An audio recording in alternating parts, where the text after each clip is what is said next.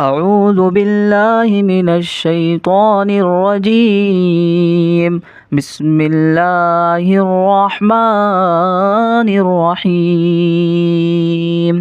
إذا وقعت الواقعة ليس لوقعتها كاذبة خافضة رافعة إذا رجت الأرض رجا وبست الجبال بسا فكانت هباء منبثا وكنتم أزواجا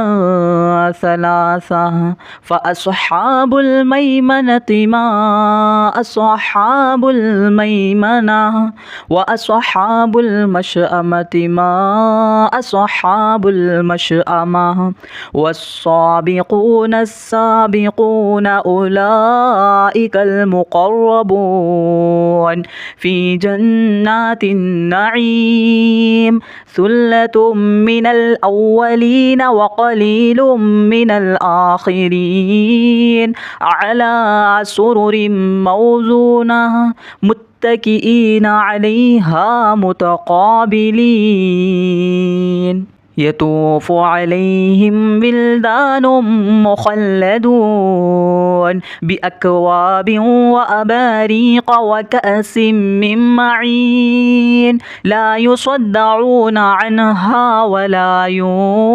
ينزفون وفاكهة مما يتخيرون ولحم طير مما يشتهون وحور عين كأمثال اللؤلؤ المكنون جزاء بما كانوا يعملون لا يسمعون فيها لغوا ولا تأثيما إلا قيلا سلاما سلاما وأصحاب اليمين ما أصحاب اليمين في سدر مخضود وطلح منضود وذل ممدود وماء مسكوب وفاكهة كثيرة لا مقطوعة ولا ممنوعة وفرش مرفوعة إنا أنشأناهن إن شاء فجعلناهن أبكارا عربا أترابا لأصحاب اليمين ثلة من الأولين وثلة من الآخرين وأصحاب الشمال ما أصحاب الشمال في سموم وحميم وظل من يحموم لا بارد ولا كريم إنهم كانوا قبل ذلك مترفين وكانوا يصرون على الحنث العظيم وكانوا يقولون أإذا متنا وكنا ترابا وعظاما أإنا لمبعوثون أو آباؤنا الأولون قل إن الأولين والآخرين لمجموعون إلى ميقات يوم معلوم ثم إنكم أيها الضالون المكذبون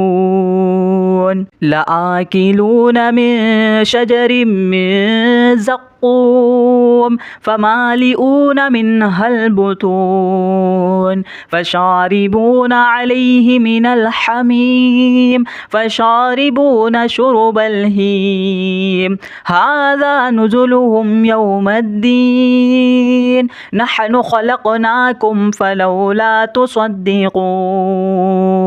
أفرأيتم ما تمنون أأنتم تخلقونه